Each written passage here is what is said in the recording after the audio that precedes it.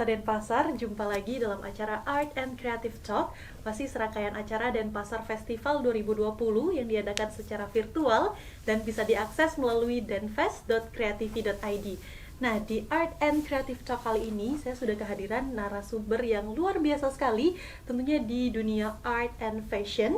Langsung saja, ini dia Kak Pontil van Zeles. Ya. Adalah seorang founder, owner, dan juga head kreatif dari Forduren Love Company, sebuah brand ya dari Bali, dan juga fashion brand yang masih eksis hingga sekarang dan juga pernah meraih penghargaan nih sebagai Brand of the Year tahun 2018 versi Paradise Island Clothing Association atau PICA.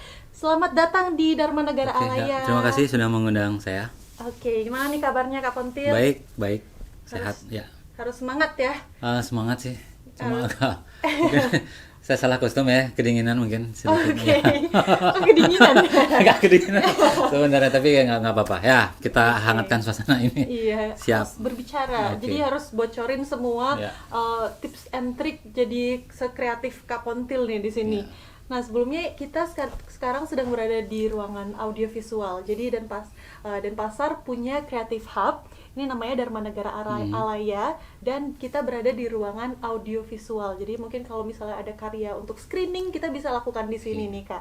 Nah, untuk Kak Pontil sendiri nih, kesibukannya di tengah pandemi apa? Kesibukan adalah saya, pandemi ini sebenarnya menurut saya adalah anugerah gitu, di luar hal negatif atau di luar hal yang buruk gitu. Tetapi ini menurut saya sebuah anugerah. Jadi kesibukan saya justru sekarang tambah sibuk gitu dibanding sebelum-sebelumnya. Sebelumnya saya menganggap bahwa apa yang saya lakukan sudah benar. Tetapi pada saat pandemi itu tidak ada hal yang benar menurut saat itu gitu. Contoh gitu, di clothing kita menganggap kita sudah benar untuk membuat produk seperti ini gitu. Tapi ternyata kita menjual susah. Karena kondisi ekonomi juga sangat bisa dikatakan sangat buruk. Pada awal-awal aja tuh atau awalnya mungkin masih oke ya di bulan, kalau nggak salah itu pertama kali itu di bulan Maret, kemudian keluar zona merah salah satu salah satu daerah di Denpasar gitu. Kemudian itu berdampak ke area bisnis saya di Panjer gitu. Kemudian kita pada akhirnya memutuskan untuk kita memutuskan untuk full berjalan online gitu. Nah, pada saat full berjalan online di sana adalah momen yang pas terjadi pada saat pandemi ini gitu. Mungkin jika tidak ada pandemi seperti ini, mungkin kami di tim di Forduren mungkin tidak akan melakukan online itu gitu. Dan kita lihat pada saat kita online justru respon tambah banyak gitu. Maksudnya selling itu di bulan April itu sangat bagus, Mei masih bagus, kemudian Juni sudah mulai menurun gitu. Nah, jadi di sanalah saya simpulkan bahwa ini adalah dalam tanda kutip anugerah buat kami gitu, karena kami pada akhirnya bisa keluar dari zona nyaman kami ya, seperti itu. Jadi kesibukan lain selain ngurusin brand gitu, saya juga mulai disibukkan kembali oleh pekerjaan activity di luar apa yang saya lakukan di Forduren gitu. Kalau di Forduren saya lebih melakukan sebelumnya itu saya lebih fokus terhadap desain produk, branding dan lain-lain. Kemudian sekarang malah saya disibukkan oleh pekerjaan seperti graphic design gitu, dan juga sebagai marketing. Jadi sekaligus. Jadi saya belajar marketing selama di bulan Mei gitu. Saya belajar bersama orang-orang gitu, gimana sih cara marketing yang bagus, kemudian bagaimana caranya untuk menggoalskan sebuah produk untuk menstimulus kepada masyarakat untuk bisa terjual, kemudian mencari daerah-daerah yang masih berpotensi memiliki buying power yang bagus gitu. Nah, sementara kalau di Bali mungkin tidak begitu bagus buying powernya. Kita sekarang justru menyasar ke daerah-daerah yang masih bagus gitu. Ada pada intinya di daerah-daerah yang di luar Bali itu masih dianggap bagus buying power, seperti daerah Kalimantan, Sulawesi dan Ambon, pokoknya daerah-daerah timur gitu. Ya, seperti itu. Nah, di awal nih, kenapa bisa terjun di dunia art and fashion, bisa dikatakan? Art and fashion ya. Pertama kita harus pisahkan dulu art dan fashion ya. Art itu saya dari kecil itu tumbuh di keluarga art ya. Bapak saya almarhum itu seorang pelukis, pelukis realis gitu. Kemudian ibu saya adalah seorang penari gitu. Nah, kita tumbuh dari kecil, saya bertiga itu satu keluarga. Saya anak paling kecil gitu, dan kedua kakak saya itu sangat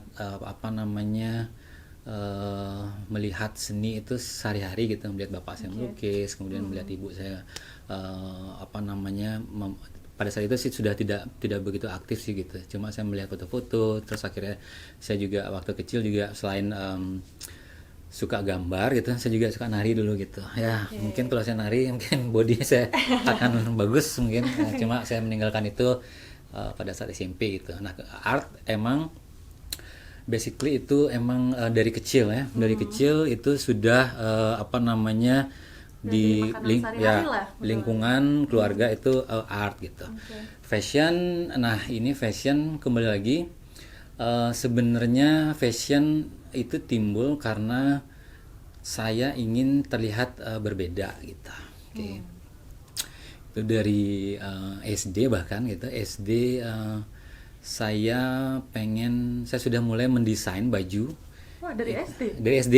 Dari SD. Saya pengen membuat desain baju itu dari kelas 5 SD. Membuat desain baju kelas gitu. Karena saya pengen melihat, SD dulu jarang ada baju kelas gitu. Nah, SD jarang. Kemudian saya melihat kakak saya pada saat SMP itu membuat baju-baju kelas gitu, dan saya bersama teman-teman, ayo kita harus tampil beda gitu. Ini handphone nggak apa-apa suara. Kemudian pada saat itu kami di waktu kelas 5 tuh pengen sepakat bahwa kita harus tampil beda. Mulailah kita saya membuat desain baju kelas pada saat itu gitu. Dan itu akhirnya sampai kelas 6, kemudian SMP juga saya ikut sepak bola gitu, dan saya mendesain baju kostum sepak bola gitu. Jadi jadi intinya adalah bagaimana saya secara pribadi ingin tampil beda. Itu yang membuat saya tertarik terhadap fashion gitu. Jadi seperti itu. Jadi emang di awal mulanya tuh dari SD udah mau tampil beda gitu ya. Ya, aku mau dengan styleku sendiri nih. Benar, gitu ya. Karena begini, SD saya bukan orang yang pintar-pintar banget ya. Kakak saya pintar gitu, dia ranking 1, kemudian NEM terbaik di sekolahnya gitu. Pada saat dalam itu akademis gitu. Kemudian saya berpikir bagaimana saya bisa terlihat gitu. Yang paling diingat oleh guru adalah yang terbaik dan terjelek gitu.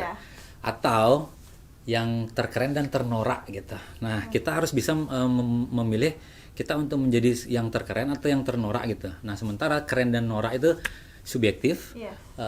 Jadi saya pikir sepertinya gampang untuk menjadi orang yang keren, walaupun sebenarnya awalnya dilihat norak gitu. Nah, jadi di sana kita butuh sesuatu yang beda untuk diingat orang gitu.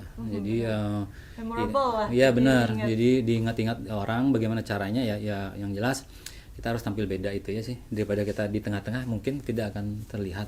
Iya, benar. Kalau jadi yang standar aja pasti nggak akan diingat oleh guru.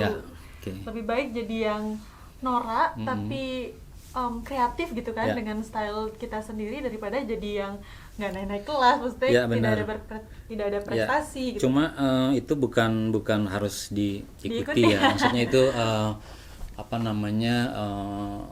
sudut pandang saya aja gitu. Seperti That's itu. True, I think. Nah, awal mula berdirinya Forduren nih, bisa diceritain nggak? Forduren, Ini kalau bercerita Forduren mungkin 2 jam saya cerita. Singkat aja ya. Oke, clue-nya adalah yang pertama tampil beda itu. Zaman kuliah kita melihat di Bali khususnya gitu, saya melihat sepertinya saya tidak, dalam tanda kutip, tidak sepakat dengan tren yang ada di Bali gitu. Saya tidak sepakat dengan tren yang ada di Bali. Kemudian saya memutuskan untuk mendirikan iseng-isengan sih awalnya gitu.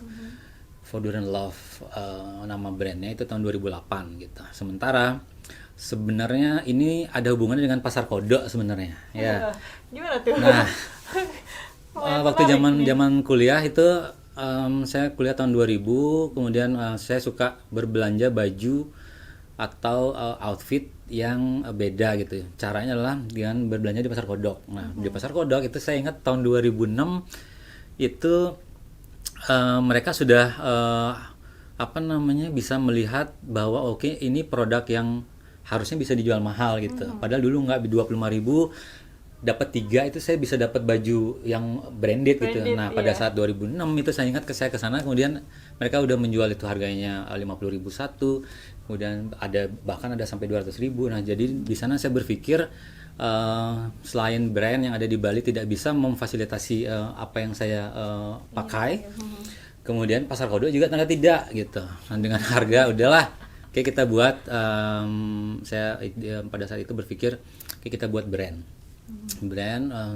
Kembali lagi juga bagaimana cara brand ini supaya terlihat, ya udah kita harus tampil beda gitu. Nah, ini juga ada hubungannya juga dengan jujur ini ide-ide ini bukan cuma saya dapat dari fashion gitu. Itu juga pada saat itu saya ingat banget itu MTV ya. Ya, MTV itu udah jarang tersiarkan gitu. Udah jarang. Kemudian TV mulailah ada acara-acara yang di TV swasta yang menyajikan musik-musik atau band-band yang kesannya tuh kayak pesimis gitu, tentang sakit hati, kemudian yang Melayu gitulah. So saya mikir kok nggak aku banget nih gitu. Pada akhirnya di sanalah timbul perasaan tentang cinta ini gitu. Sementara saya sangat menghargai banget cinta gitu. Cinta terhadap diri sendiri, cinta terhadap keluarga, cinta terhadap orang tua dan segala macam gitu. Kemudian di sini saya menjudge, ini menurut saya pribadi, saya menjudge bahwa apa yang disiarkan televisi pada saat itu menurut saya tidak sesuai dengan arti cinta yang sebenarnya gitu. Contoh, dari sanalah timbul kata alay. Mungkin ingat ya, bahasa alay itu dianggap pada saat itu kalau kamu berbicara tentang cinta itu dianggap alay gitu. Karena band-band pada saat itu bercerita tentang lagu-lagu cinta yang sakit hati, perselingkuhan dan segala macam gitu, dan akhirnya makna cintanya jadi apa sih kok alay gitu, padahal sebenarnya bukan itu gitu. Nah, itu pada akhirnya melandasi saya untuk pakai kata Foodora Love aja gitu. Foodora Love itu konsep dari penamaannya itu berasal dari itu, kondisi pada saat itu. Kemudian pada saat brand ini publish gitu, kita butuh sesuatu yang beda. Nah, Foodora kebetulan dikenal sebagai pencetus atau pelopor full print tea di Bali gitu. Jadi kita buat sesuatu yang beda. Sementara musik-musik yang di sini atau brand-brand yang ada di sini tuh kebanyakan dulu dikuasai oleh brand-brand Jakarta, Bandung gitu. Yang saya pikir sama aja itu. Akhirnya saya gimana cara untuk mudah terlihat, ya udah kita buat sesuatu yang beda, yaitu full print tea gitu. Dan masih sampai sekarang identitas kita dikenal sebagai pelopor full print gitu. Ya, jadi baju itu full print gitu. Seperti itu ya. Jadi bakal ditujukan untuk yang pengen menonjol gitu ya. Untuk menunjukkan jati dirinya lah gitu. Jadi benar. Susah nggak sih untuk mencari pasar yang sesuai dengan kriterianya Beli Pontil gitu kan? Itu sebenarnya kan dari sisinya Beli Pontil. Aku nih suka tampil beda, tapi caranya nyari orang yang juga ingin tampil beda tuh susah nggak? Sebenarnya ada dua sih. Nah ini juga saya baru belajar ya. Saya sebenarnya tidak mungkin sebelum pandemi saya tidak akan berbicara ini gitu. Nah gara-gara pandemi saya akhirnya bisa berbicara tentang ini gitu. Marketing itu kita bagaimana caranya gitu, dan saya apa yang tidak saya sadari ternyata saya juga sudah melakukan itu sebelumnya gitu. Jadi yang dipikir dalam ilmu apa namanya marketing yang saya dapat gitu selama masa pandemi ini adalah bagaimana cara pilihannya cuma dua aja gitu. Kita membuat apa yang pasar mau, atau apa namanya kita membuat apa yang belum ada di pasar gitu. Nah, kalau kita membuat apa yang pasar mau, tentu idealisme kita tidak akan dapat terlaksana gitu, karena kita akan mengikuti apa yang pasar mau gitu. Nah, sementara saya pada saat itu idealis banget untuk bagaimana caranya bagaimana caranya saya membuat pasar mau gitu. Nah, ternyata cara untuk membuat itu berjalan natural aja sih gitu. Tentu sesuatu yang baru, nah ini menjadi kata kunci ya. Sesuatu yang baru itu pasti akan menjadi sebuah daya tarik gitu. Nah sekarang bagaimana caranya membuat orang mau? Nah itu kan baru tahu aja gitu. Oke, kita tahu ada barang, ada sesuatu yang baru gitu. Kemudian bagaimana caranya orang mau? Nah itulah tugas kita dalam hal ini. Mungkin zaman sekarang kita berbicara masalah sales gitu ya. Kalau dulu kita tidak pernah peduli marketing, sales, tidak, ya, itu jalan ngalir aja ya benar. Gitu. Pada saat itu apa namanya yang kita yakini adalah kita yakin untuk sesuatu yang baru itu bisa dinikmati oleh banyak orang gitu. Contoh misalnya mungkin zaman sekarang mungkin kita berbicara Mac mungkin atau Apple atau apa, dia membuat pertama kali itu membuat white MacBook White, ingat nggak ya itu saya belajar juga gitu, padahal tidak ada sebenarnya sebelumnya itu laptop itu warnanya white gitu. Nah mungkin karena sesuatu yang baru orang pengen banget tampil beda, itu ternyata marketnya banyak gitu ya. Terbukti dari itu gitu. Kemudian itu satu referensi gitu. Kemudian ada yang menarik adalah sama juga putih gitu, mobil gitu, mobil warna putih dulu dianggap sebagai mobil yang tidak laku atau mobil kaleng atau apalah, belum dicat atau gitu menurut orang itu. Tetapi pada saat orang mengeluarkan, pabrik kalau nggak salah di US yang pertama kali mengeluarkan mobil warna putih dengan tujuan supaya apa namanya mudah untuk dibersihkan gitu. Nah jadi dengan campaign itu orang mau akhirnya mobil warna putih sekarang jadi banyak banget dan itu mahal. Nah di sanalah saya belajar pada akhirnya kita harus membuat sesuatu yang baru dan kita yakin bahwa sesuatu yang baru itu pasti akan mendapatkan respon yang bagus gitu ya, karena baru gitu ya, daripada yang sudah ada mungkin akan basi gitu. Iya, jadi memang harus punya gebrakan baru. Bener, gitu. Karena kalau style gitu-gitu aja akan membosankan ya kan, jadi memang perlu gebrakan baru, kreativitas baru untuk ya memperbaiki style kita ke depan, apalagi memang menekuni dunia art and fashion gitu. Nah, tantangan yang Blipontil hadapi nih dalam menjalani bisnis ini tuh apa aja sih? Kira-kira mungkin sobat kreatif ada yang ingin terjun di dunia ini juga, di dunia clothing. Tantangan sebenarnya ini sama seperti bahasa lazim sih sebenarnya ya. Mungkin ini Mario Teguh pun akan berbicara ini mungkin ya. Jadi benar sih kata-kata mereka gitu. Dulu saya tidak pernah peduli dengan motivator apa gitu, tapi benar gitu. Tantangan terbesarnya adalah bagaimana pada saat kita berada di atas kita mempertahankan posisi itu gitu. Kita sedikit aja di sini sharing tentang Forduran ya. Forduran itu 2008, kemudian 2010 kita booming banget gitu. Booming, kemudian sampai pada akhirnya kita pernah menjadi satu-satunya brand di sebuah toko yang barangnya itu laku semua ludes gitu. Ludes ya, sampai nol. Kemudian itu tahun 2009. Terus 2010 saya masih merasa bahwa mempunyai rasa percaya diri yang tinggi gitu. Kemudian 2011 mulailah brand-brand Bali tampil gitu. Nah di sana sudah mulai agak turun, kemudian di puncaknya adalah 2012 gitu. 2012 kita benar-benar Voduran itu pernah berada di bawah gitu. Dalam artian manajemen keuangannya tidak bagus, kemudian market juga tidak menerima, sudah tidak menerima itu gitu.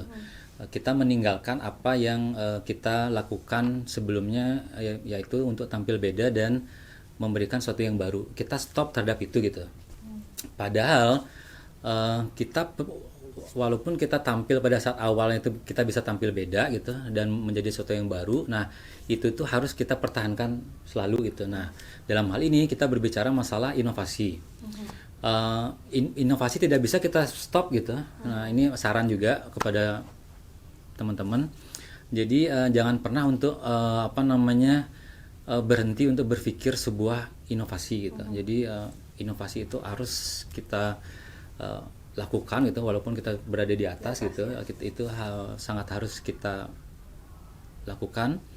Kemudian ini juga hampir terjadi pada tahun 2013 kita naik lagi, 2014 kita naik lagi, kemudian 2017 itu sempat merasakan dejavu gitu. Udahlah kita di sini aja gitu, dan hampir terjadi gitu. Nah kemudian kita berkaca, kita mulai lagi di tahun 2018 kita membuat inovasi yang bagus gitu. Pada akhirnya ya kita terpilih sebagai brand of the year di tahun 2018 gitu ya gitu. Jadi inovasi emang selalu harus kita lakukan gitu ya. Nah sobat kreatif, jadi memang ups and down itu pasti selalu ada gitu ya. Pasti. Nah caranya itu adalah dari diri kita sendiri dan juga teamwork kan, karena ini sebuah brand, jadi tidak mungkin kita bekerja sendiri dan juga itu dukungan oleh teamwork. Jadi kita harus benar-benar berinovasi seperti kata Beli Pontil tadi, jangan berhenti untuk berinovasi walaupun udah ada di atas gitu, walaupun udah lagi laku-lakunya nih, tapi tetap harus mencari target pasar gitu kan juga ya. Ya, mencari target walaupun pasar. Kita punya visi lah bilangnya, punya visi untuk membuat style yang berbeda daripada yang lain, tapi tetap ujung-ujungnya juga akan mengikuti target pasar gitu ya. Oke, luar biasa sekali. Itu juga kunci untuk para sobat kreatif yang mungkin ingin memulai untuk berusaha di dunia clothing nih.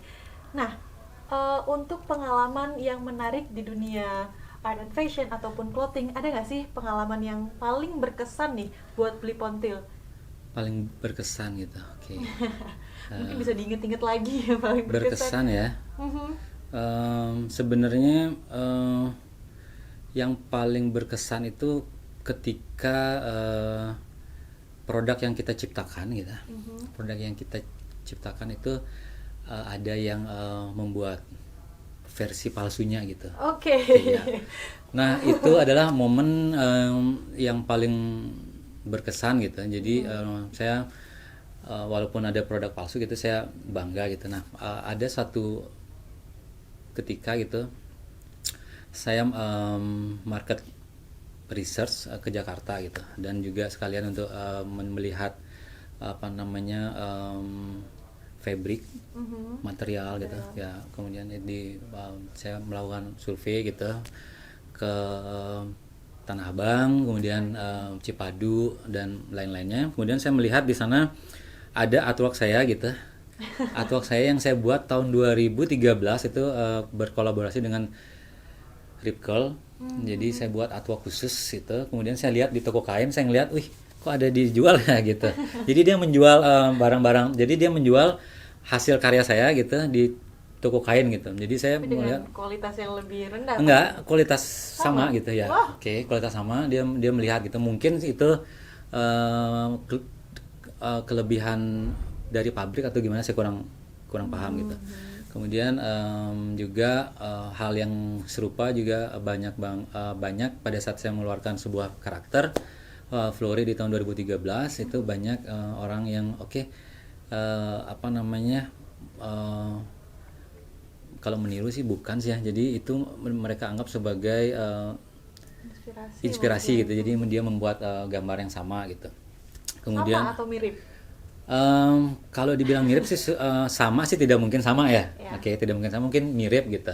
Konsepnya mirip. Dan juga sampai sekarang masih ada toko kain atau toko material yang menjual pattern saya gitu. Jadi itu menurut saya sih hal yang berkesan mungkin itu. Mungkin kalau saya ingat-ingat lagi dikasih waktu 1 hari lagi mungkin saya bisa tahu mungkin yang mana yang ini gitu. Cuma yang sepintas sih itu gitu. Ya, Tapi pada bisa saat bedain nggak sih yang mana yang asli, yang mana yang ada satu, saya pernah ke mall gitu. Ke mall saya melihat, saya ngelihat itu produk saya gitu. Satu-satunya orang yang menggunakan produk saya di mall gitu, di mall itu gitu, di luar Bali gitu. Kemudian saya samperin, kemudian saya lihat, oh beda ternyata gitu. benarnya ya beda. Tampilannya sama gitu, patternnya sama, cuma labelnya beda gitu. Iya. Nah itu saya melihat, oh ternyata bisa juga mereka membuat sesuatu yang mungkin 90% sama gitu, mungkin mirip gitu.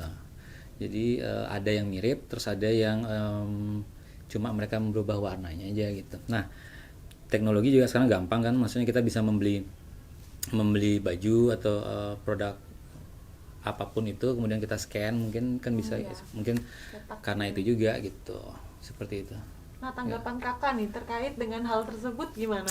Tanggapannya tidak ada respon sih, cuma justru saya merasa bangga aja gitu. Cuma sekali lagi kita untuk sebuah desain itu emang susah untuk membuat hakinya gitu. Iya. Kecuali merek atau sebuah nama atau PT itu mungkin bisa, tapi sebuah desain itu susah dan tidak mungkin kita menghak patenkan semua desain-desain kita gitu. Misalnya kita punya 100 desain, tidak mungkin kita bisa mempatenkan itu gitu. Itu kalau kita berbicara masalah fashion gitu. Nah, kalau karakter saya itu ada lagi, saya punya karakter itu manusia daun itu sedang menjalani proses hak paten. Oke. Ya. Nah bisa diceritakan sedikit nggak itu awal mula apa ya diciptakannya si Flore itu gimana? Flore itu apa? Manusia daun. Ya, Flore. Nah ini juga berkaca kepada suatu saat nih, bukan suatu saat gitu. Suatu ketika gitu, di tahun 2012 nih saya entah kenapa saya selalu ingat dengan momen-momen gitu.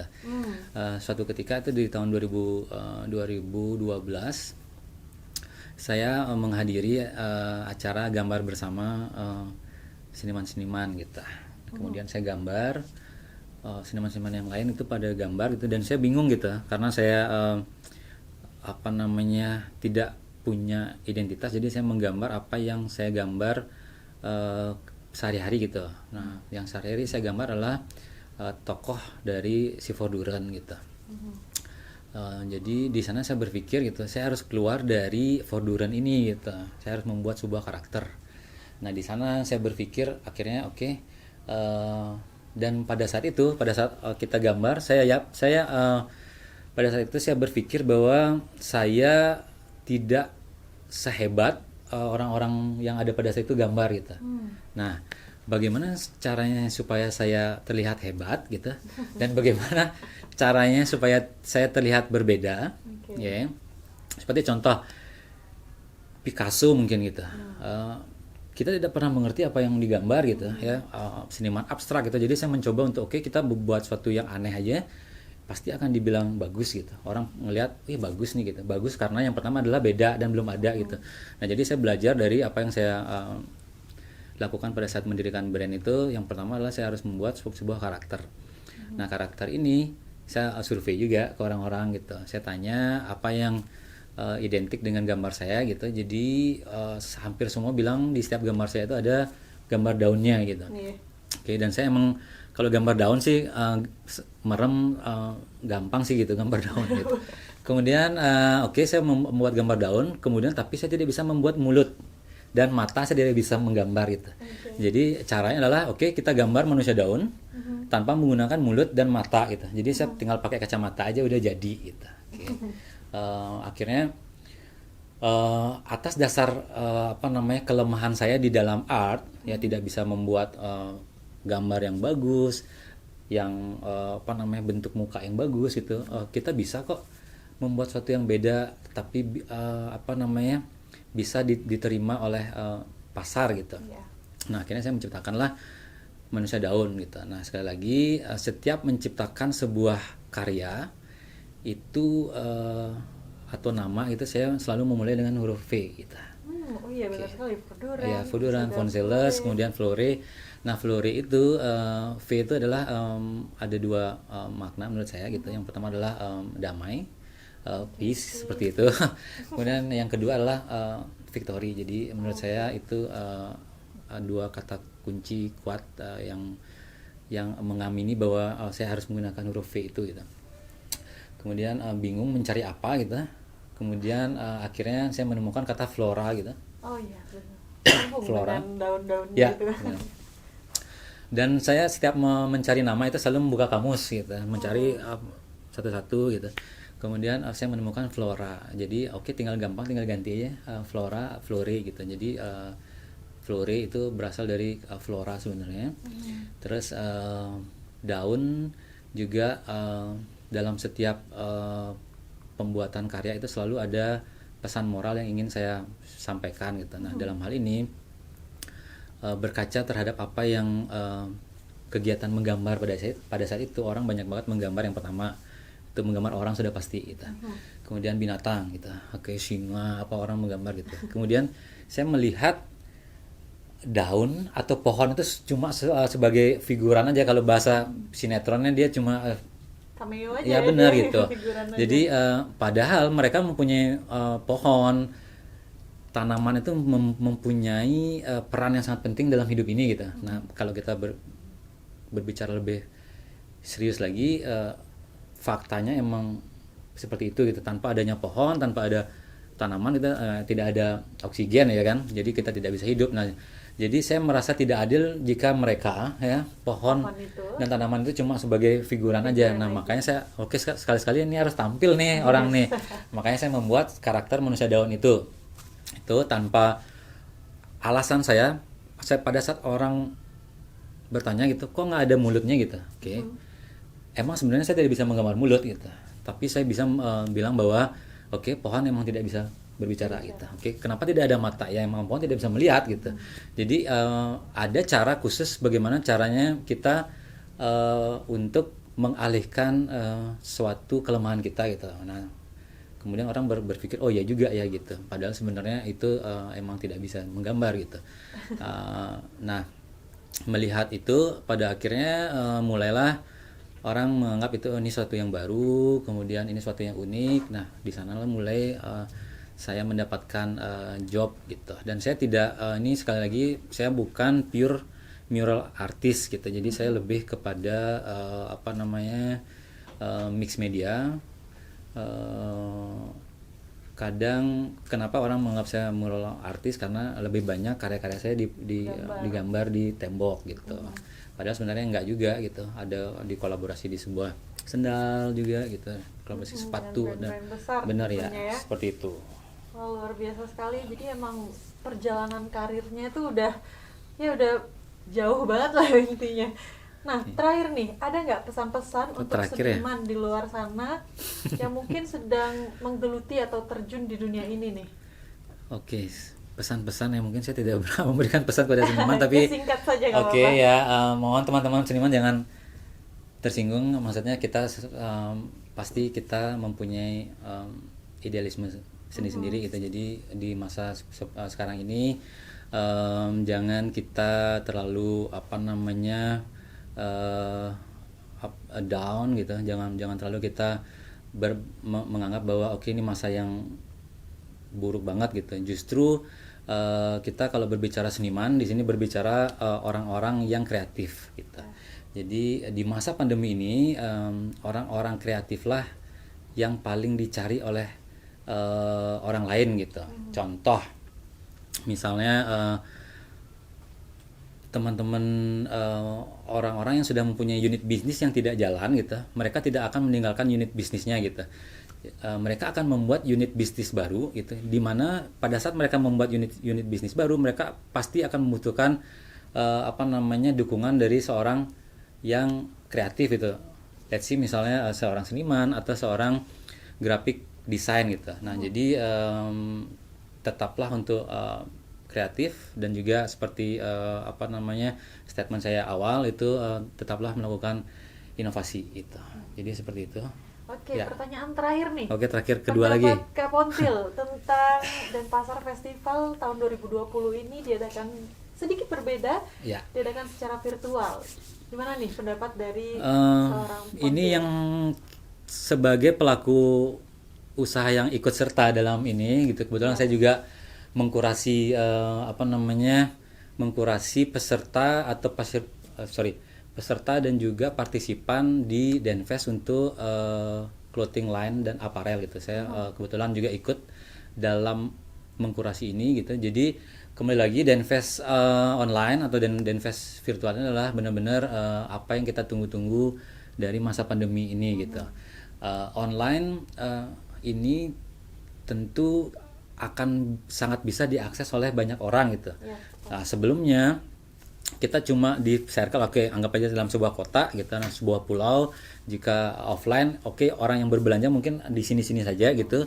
Nah, sekarang jika online itu efeknya sangat besar gitu. Jadi apalagi ini dilangsungkan 3 bulan. Jadi ini adalah jujur personal saya sangat menunggu-nunggu event ini, bahkan dari awal gitu, dari bulan April gitu. Mudah-mudahan apa sih gebrakan dari pemerintah untuk mendukung UMKM di sini gitu, dan terjawab sudah di bulan September kemarin. Saya mendapatkan tawaran sebagai kurator untuk ini Denfest. Kemudian inilah hal yang saya tunggu-tunggu gitu. Jadi sangat baik gitu. Nah, saya tidak tahu mungkin kedepannya jika situasi sudah kembali normal, mungkin online ini harus tetap dilakukan gitu, karena untuk menggrab market di luar offline Bali. Dan online gitu. Ya, benar-benar ya, offline dan online gitu. Terima kasih banyak Kak Pontil waktunya dan juga inspirasinya nih, sudah menginspirasi kita semua di sini dan juga sobat kreatif di rumah. Terakhir nih kita mau lagi. selfie aja. Selfie. Saya perlu ngajak dulu nih, saya nggak tahu tampang saya dari tadi. Kok dari tadi. Terima kasih. Saya juga belum kenalan sama hostnya. Loh, gimana sih? Saya Ayu. Selfie tadi kita di depan belum kenalan ya. 1, 2, 3. Terima kasih banyak Bu Pontil atas waktunya. Sampai berjumpa lagi di kesempatan lainnya, tentunya di gedung yang megah ini, Darmanegara Alaya. Baik sobat kreatif semuanya, tadi kita sudah berbincang dan ngulik kehidupan tentang seorang Pontil nih. Dan sampai jumpa lagi di episode Art and Creative Talk selanjutnya. Bye bye.